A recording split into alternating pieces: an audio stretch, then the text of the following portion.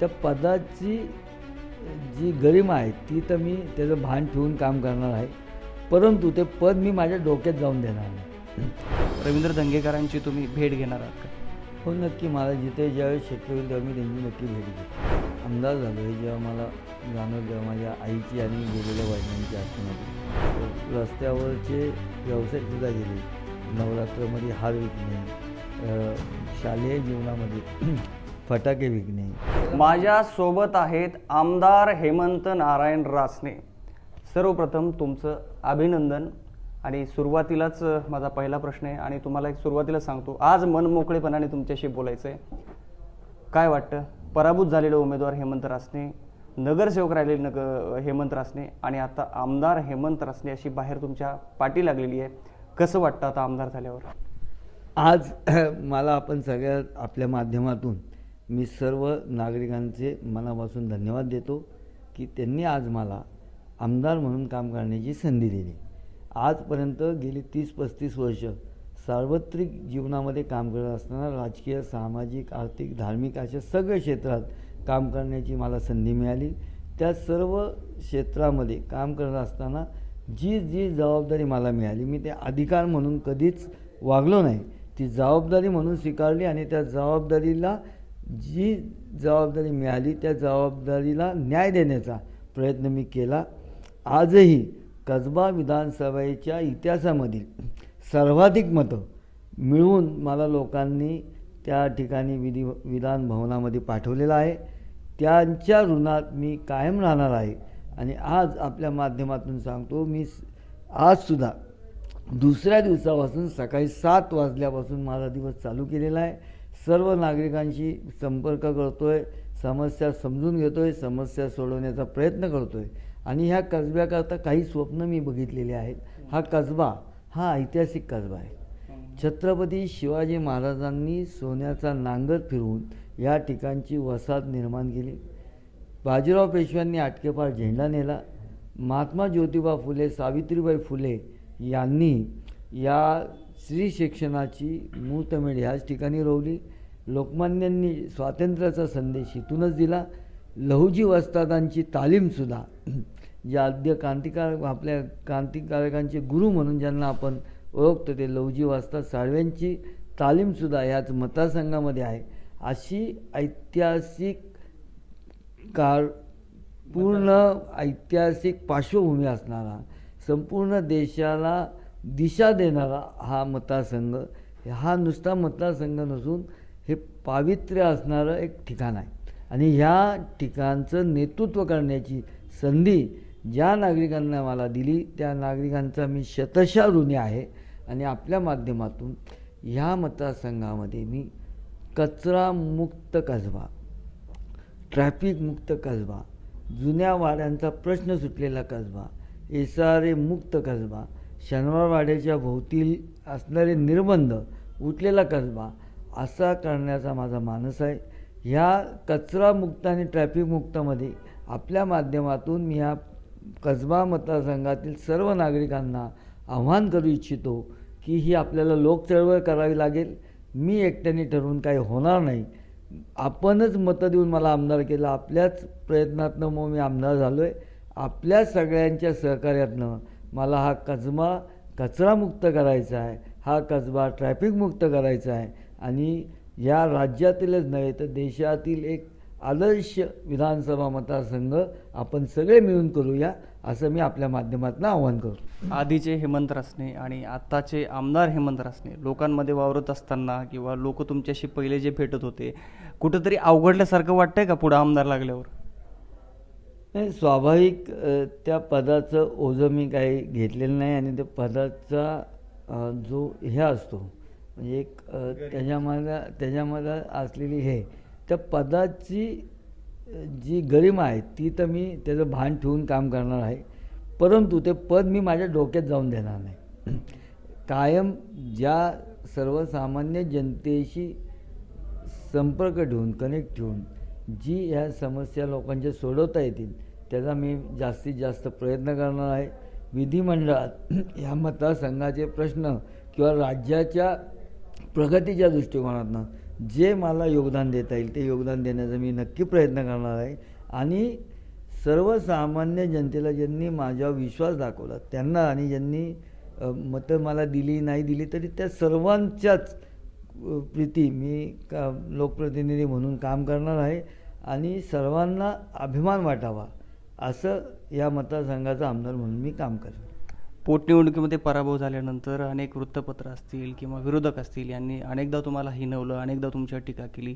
त्या 18 महिन्यामध्ये हेमंत रासने हे एक व्यक्ती म्हणून काय विचार करत होते त्या काळात? मी खूप सकारात्मक विचार करणारा कार्यकर्ता आहे. मी पहिल्याच दिवशी असा विचार केला, अरे आपला पराभव झाला ठीक आहे, परंतु 62,500 लोकांनी आपल्यावर विश्वास दाखवला. त्या लोकांचा लोकप्रतिनिधी म्हणून तर मला काम केलं पाहिजे. त्या लोकांनी मला ज्यांनी मतं दिली त्यांच्या मताची उतराई करणं ही माझी जबाबदारी आहे. आणि मी दुसऱ्या दिवसापासून कामाला लागलो. मला कोण हिणवत होतं, कोण टीका करत होतं ह्याकडं मी कधीच लक्ष दिलं नाही. कारण प्रत्येकाची काम करण्याची, विचार करण्याची ह्याची पद्धत वेगळी असते. प्रत्येकजण स्वतंत्र आहे. तो काय विचार करतो, तो काय लिहितो, काय बोलतो ह्याला मी फार कितीही ते असलं तरी मी त्याला कधी मनावर घेतलं नाही. मी माझी लाईन, मला जे करायचं आहे ते मी करत राहिलो आणि त्याचा परिणाम 18 महिन्यांनी आपल्यासमोर आला. त्या 18 महिन्याकडे जातो मी फ्लॅशबॅकमध्ये, कारण त्याच गोष्टी आणि त्याच काळामध्ये तुम्ही जे काम केलं त्याचीच तुम्हाला हे आता सध्या फळ मिळालं आहे. त्या काळामध्ये अशा कुठल्या घटना घडल्या, अशा कुठल्या कमेंट आहेत की त्या तुमच्या काळजाला लागल्या, फार तुम्हाला त्याच्या वेदना झाल्या, अशा कुठल्या घटना होत्या त्या काळातल्या?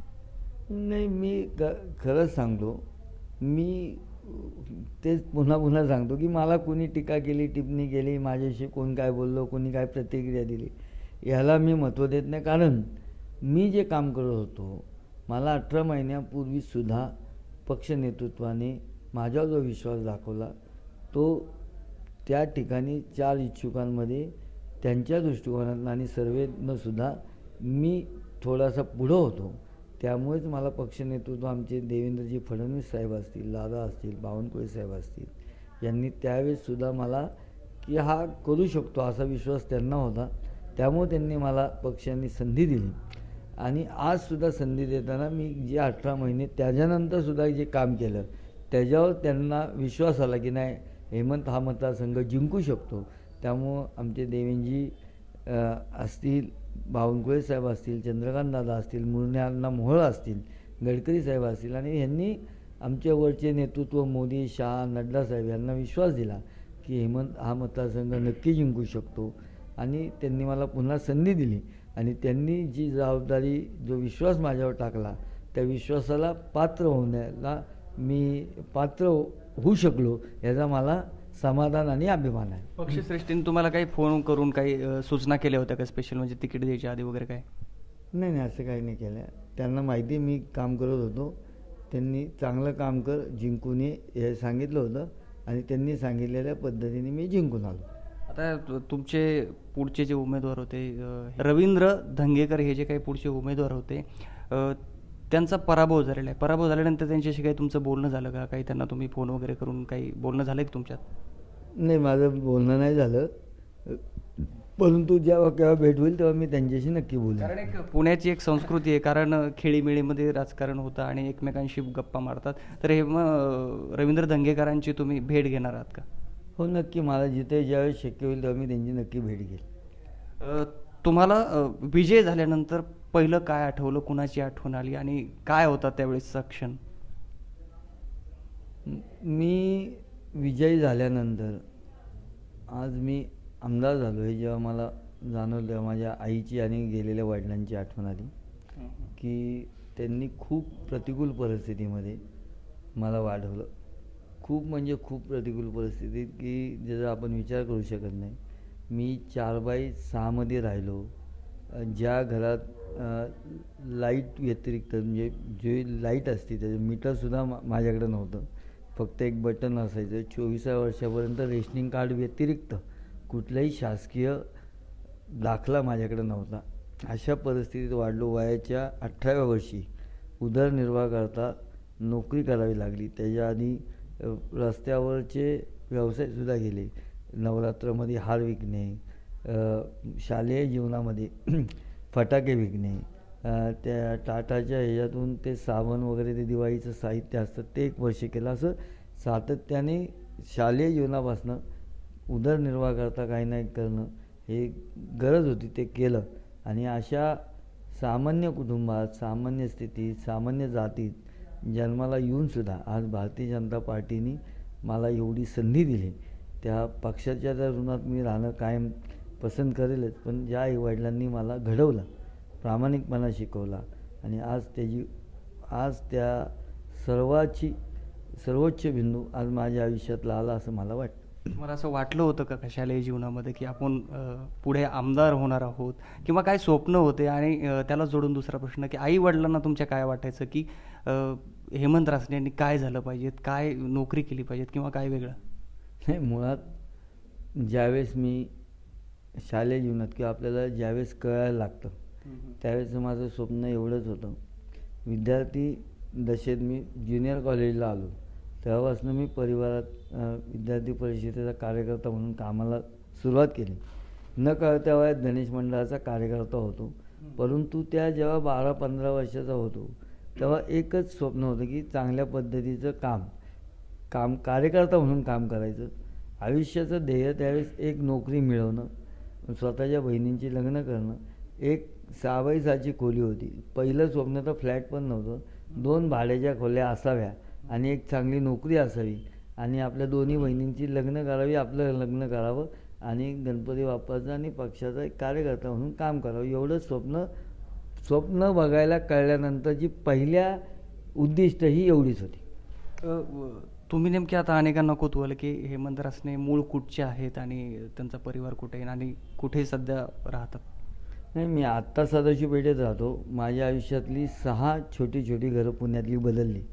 28-29 साली माझे चुलते स्वर्गीय दत्तात्रय रासने हे संपूर्ण आमचं कुटुंब संगमनेर अकोल्यावरनं घेऊन या ठिकाणी आले. त्यावेळेस माझे वडील 6 महिन्याचे होते आणि त्याच्यानंतर मजल करत पहिल्यांदा आल्यानंतर त्यांनी हमाली केली इथं उदरनिर्वाह करता पहिल्यांदी.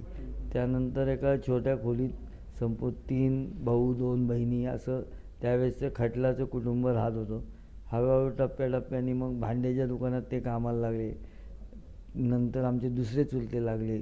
थोड्या वर्षांनी मग माझे वडील एका कंपनीत कामाला लागले. त्यावेळेस भांड्याच्या दुकानात नावं टाकायचं काम ते करायचे. अशा अतिशय लोअर मिडल क्लास फॅमिलीचा पार्श्वभूमी असल्या, लोअर मिडल क्लास पण नाही म्हणता येणार, दारिद्र्य रेषेखालील पार्श्वभूमी असणाऱ्या कुटुंबात माझा जन्म झाला.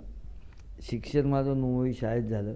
ही माझ्या आईची जिद्द होती की त्यावेळेस नुमवी शाळा ही खूप चांगली होती म्हणजे, आणि की बाबा इतर वेळ माझ्या परिसरातील सगळे विद्यार्थी सरस्वती मंदिर 1 नंबर शाळा अशा शाळेत शिकत असताना आईने जिद्द धरली होती की माझ्या मुलाला मी नुमवी शिकवेल आणि त्या पद्धतीने नुमवीमध्ये मला ॲडमिशन मिळाली. नुमवीमध्ये माझं शिक्षण झालं. खूप चांगली शाळा, संस्कार, मित्र त्यावेळेसपासून मिळाले. एक चांगलं गणपती बाप्पाचे येथे एक संस्कार मिळाले, शाळेत संस्कार मिळाले. नंतर विद्यार्थी परिषदेच्या माध्यमातून परिवारातले संस्कार मिळाले आणि अशा माध्यमातून माझी आयुष्याची जडणघडण होत गेली. विजय झाल्यानंतर पहिला फोन असा मनातून कुणाला करावासा वाटला? सर्वात प्रथम तो फोन मी माझी आई आहे, परंतु आईचं जे वय लक्षात घेता तिचं 78-79 तिला हे नाही, मी माझ्या मुलीला पहिला फोन केला. काय रिॲक्शन होती पुढनं? तिच्याही आनंद अश्रू होते. मला सुद्धा दाटून आलं होतं की आज आपण ज्या स्थितीतून आलो, ज्याला पहिल्यापासून समाजकारण, राजकारण, सार्वत्रिक जीवनाची आवड होती, परंतु प्रतिकूल परिस्थितीमुळे की आपल्याला हे साध्य होईल असं वाटत नव्हतं, पण जमून गेलं. गणपती बाप्पाचा आशीर्वाद लागला. भारतीय जनता पार्टीसारख्या पक्षात काम करत असल्यामुळे इथे मेहनतीला आणि मेरिटला महत्त्व होतं, त्यामुळे मला ही संधी मिळाली. शेवटचा प्रश्न आहे भाऊ, कुठल्या नेत्याची कार्यपद्धती तुम्हाला आवडते, म्हणजे तुमच्याही पक्षातला असो किंवा दुसऱ्या कुठल्याही पक्षाचा असो, त्या नेत्याची तुम्हाला कार्यपद्धती आवडते आणि त्या नेत्याला तुम्ही फॉलो करता? अर्थातच नरेंद्र मोदी साहेब, फडणवीस साहेब, गडकरी साहेब ह्या नेत्यांचा आदर्श घेऊन आज मी काम करत आहे. कसब्याच्या जनतेला तुमचा काय सूचना असेल, काय सल्ला असेल आणि काय आश्वासन आहे सध्या? शेवटचा प्रश्न आहे. आज मी सांगितलंच की मी हा जो पवित्र ऐतिहासिक पार्श्वभूमी असणारा मतदारसंघ आहे, मूळ तसं बघितलं तर पुणे शहर हा कसबा आत्ता विस्तृत झालं आहे, पण 25 वर्षापूर्वीचं पुणे शहर म्हणजे कसबा मतदारसंघ होता की जिथून या देशाचं नेतृत्व करणारी व्यक्तिमत्व घडली. इतिहासाला म्हणजे अतिशय पवित्र असणारा हा मतदारसंघ असं माझी भावना आहे. आणि हा कचरामुक्त करायचा आहे, ट्रॅफिकमुक्त करायचा आहे, प्रदूषणमुक्त करायचा आहे, कायदा सुव्यवस्था अतिशय चांगली असणारा करायचा आहे, जुन्या वाड्यांचे प्रश्न सोडवणारा करायचा आहे. आणि ह्या कचरामुक्त आणि ट्रॅफिकमुक्तमध्ये मला संपूर्ण या मतदारसंघातील नागरिकांच्या योगदानाची खूप आवश्यकता आहे. आपल्या माध्यमातून मी त्यांना विनंती करेल की आपण चला सगळे मिळून, मी एकटा काही करू शकत नाही, आपण दिलेल्या मतांच्या आधारावरच मी आमदार झालेलो आहे, तर आपणच मला जर साथ दिली तर आपण हा कसबा कचरामुक्त, ट्रॅफिकमुक्त, स्वच्छ आणि सुंदर करू, असा मी आपल्याला आश्वस्त करतो. तुम्हाला तुमच्या पुढच्या राजकीय वाटचालीसाठी खूप खूप शुभेच्छा. तर हे होते आमदार हेमंत रासने, ज्यांनी सांगितले की मी आमदार जरी असलो तरी कसबेकरांना त्यांनी एक आवाहन केलं आहे की आपण सगळेजण एकत्र येऊया आणि या कसब्यासाठी काम करूया. सोबतच त्यांनी आपल्या कौटुंबिक आणि व्यक्तिगत आयुष्यातील काही गोष्टी ही पहिल्यांदाच मला वाटतं उलगडल्यात. तर थँक्यू सो मच.